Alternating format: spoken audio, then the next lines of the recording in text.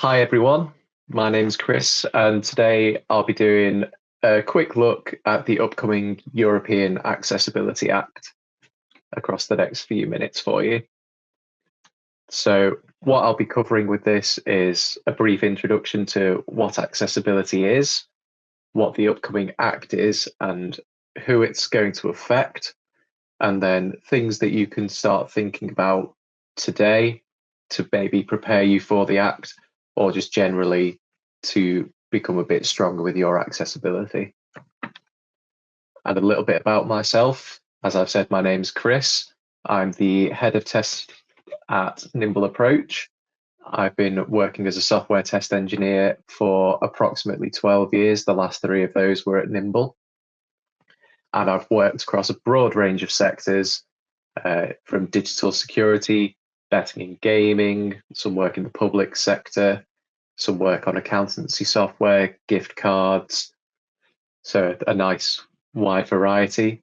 And I'm currently also the co-chair of the Nimble Accessibility Community of Practice, which is a group of us who are wanting to spread more information and knowledge share around accessibility. So when we talk about accessibility, it's a word that you may know, but you don't fully understand. And very generally, it's the process of enabling those with disabilities to use a product and or service. And it's not necessarily limited to digital accessibility. It could also be physical accessibility. But for the purpose of this presentation, I'm going to be focusing on digital accessibility. And that is specifically making products and services that can be accessed and used by everyone across a range of different devices, different environments, and different abilities. So the difference between someone using a desktop computer, a laptop, their mobile phone, potentially at home, on the train, wherever it may be, and also including their actual capability to use it. So someone potentially with reduced vision or with reduced motion, as opposed to someone who may not have those different requirements. Generally, why do we make accessible things? And the simple answer is accessible products are better for everyone, not just those who have accessibility needs. They give a better user experience for everyone. If you think about when you are, for example, signing up to a new service, when you're going through the registration, I would hazard a guess that a more accessible service is a lot better user experience for you because it will be a lot easier for everybody to use. It's very important to consider accessibility generally, but what a lot of people I think don't realize is that by not considering it, you actually could be cutting your market share quite significantly. And there's a couple of good statistics out there. The most local one to us is the UK Purple Pound, and they have a lot of good information about this, but the headline figures are that the purchasing power of those with disabilities is around £25 billion for online shopping alone, and approximately £274 billion in total per year, which is a market that you may, through not being accessible, accidentally be locking yourself out of. And another statistic that's more global from the Valuable 500 organization is that globally this could amount to up to $8 trillion. So it is definitely worth thinking about making things accessible for a multitude of different reasons. And bringing us into the main part of the topic here, the European Accessibility Act. At a very high level, this was a directive that was brought in by the EU from 2019, and it has been adopted by member states and is going to be starting to be enforced from the 28th of June 2025. It covers a wide range of areas, which I've not listed them all, but they are for things that are deemed critical for users with disabilities to be able to access. And this can include things such as computers and their operating systems, smartphones, banking services, ebooks, and e-commerce, so web stores.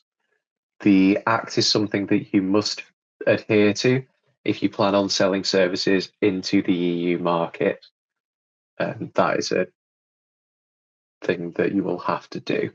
There are exceptions to this, and one of the main exceptions is for businesses with a less than €2 million yearly revenue. There are other exceptions to it as well, one of which is if ensuring the accessibility of your service would constitute too much of a burden to the staff that you currently have, and to be able to bring yourself up to standard would be considered too much for you to be able to handle on top of your day-to-day work. There are exceptions in place for you as well.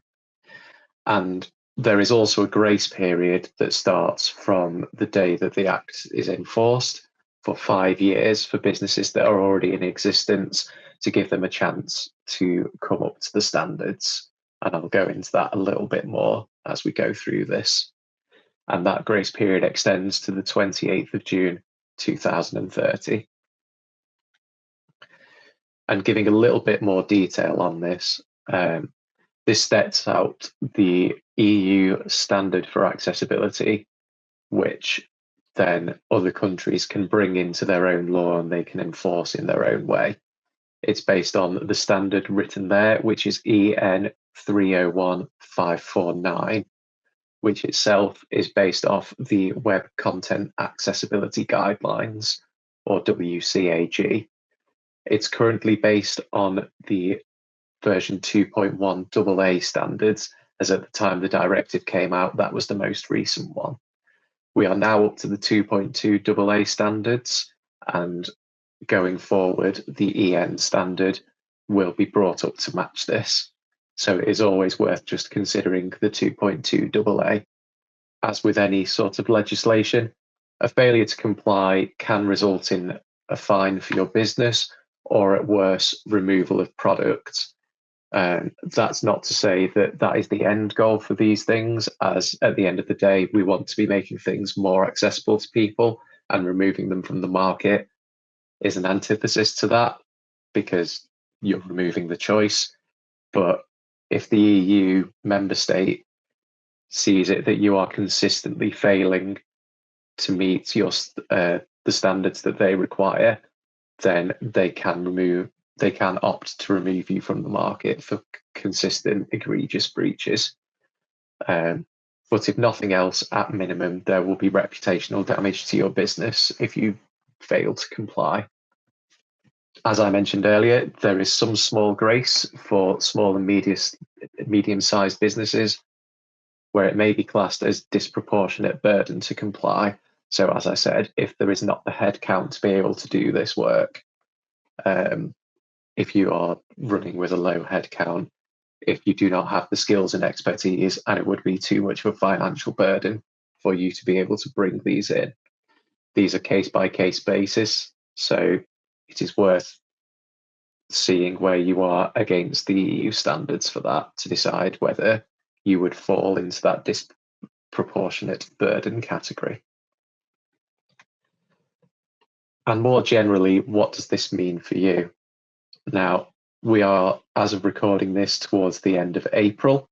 The Act comes into enforcement in June, which is not long at all for us to start getting things up to speed for this.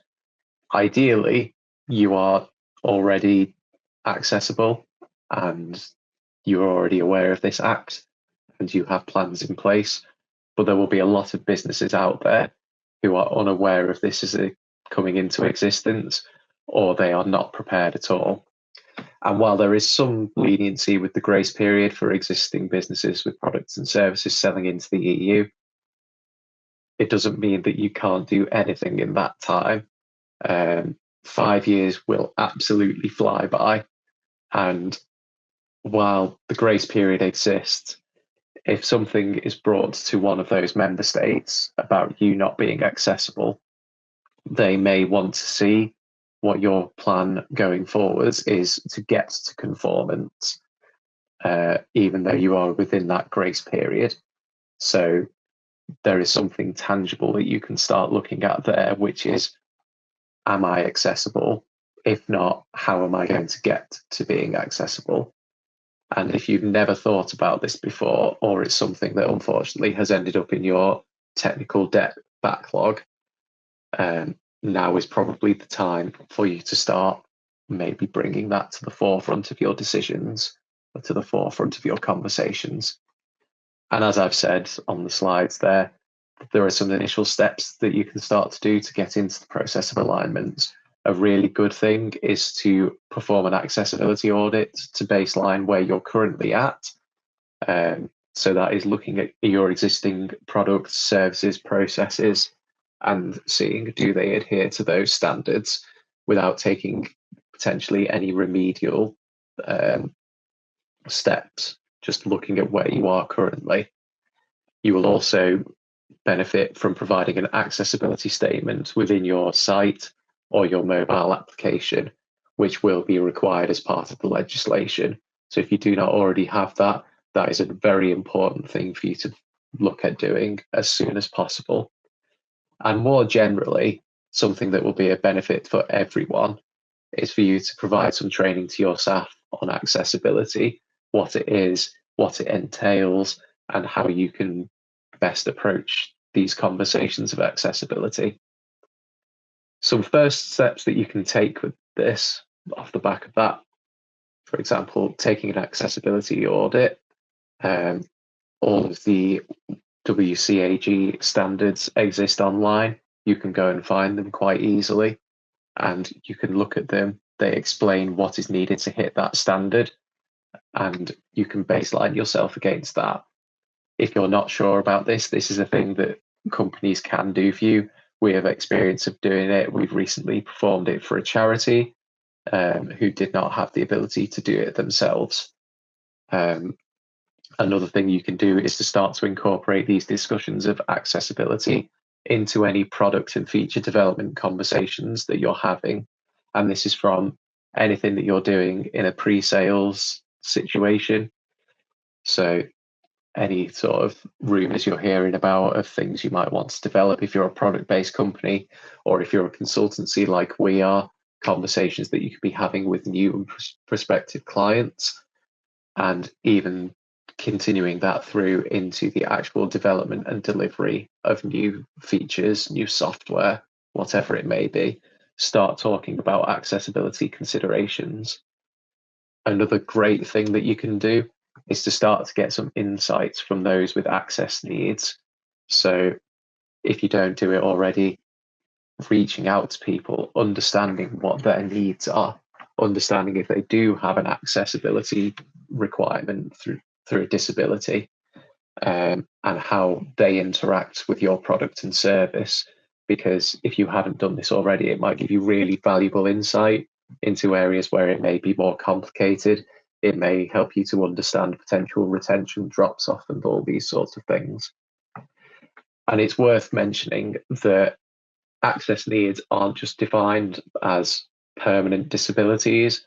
So, for example, those with permanent motor control issues, permanent visual impairments, auditory impairments. It can also depend on their situation. So a good example I like to give is a mother who is currently carrying their child whilst doing their shopping, who is also trying to answer the phone. So they actually only have one arm. Arguably, they don't have any arms because they're also pushing the trolley and yet still need to answer their phone. Is there a way that they can do that easily? And there is also temporary disabilities. So, for example, if you have broken your arm and it's your dominant arm, how does that affect your interaction with a product or service? And all of these insights will give you really valuable information into how accessible your product and service currently is, and areas where you could potentially improve. And for those of you who are using or building web services or mobile applications or anything for a personal computer, desktop, laptop, whatever it may be. There are a range of tools out there which can help you with that sort of baselining. A couple of key ones which we use regularly, a couple of Chrome extensions. So the Axe DevTools from Deque, who are a major voice in accessibility testing.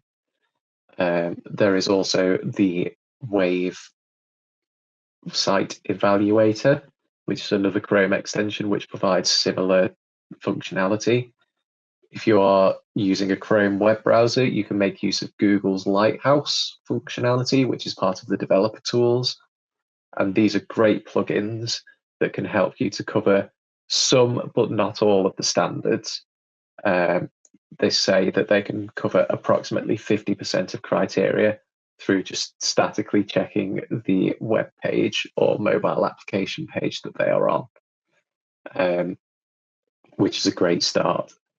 Other things that you can do, one that I quite like to train some of our more junior staff who may not have tested accessibility before, is to, on your desktop or your laptop, try using a web service without using a mouse, just navigating using a keyboard and seeing how straightforward that is, because that will give an insight into low motor control or potentially those who rely solely on the keyboard rather than being able to visually see where the mouse pointer is.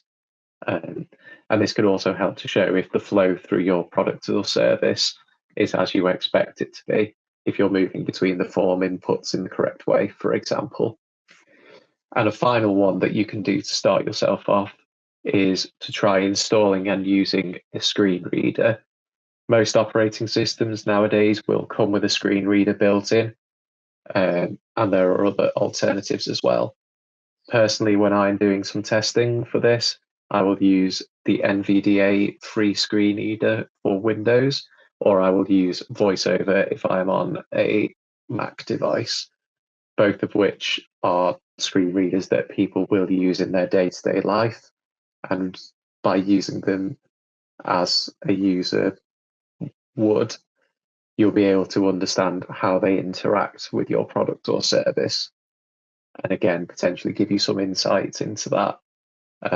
Bonus points if you do it whilst also looking away from the screen and purely relying on the voice to understand if you can get all the information that you require just from that software rather than your own intuition by seeing it. And that is a very whistle-stop tour of what the ACT is and what you can best be doing. It is important for me to iterate that the time from now until June is not long, but there are good tangible steps that you can be doing to get yourself to a point of conformance with it. And while there is the grace period, make use of it and get yourself to be a good, accessible product, because at the end of the day, it benefits everyone, not just those with disabilities. Thank you for your time. Hopefully that was interesting. And if you have any more questions or want to get in touch with us, our contact information is there.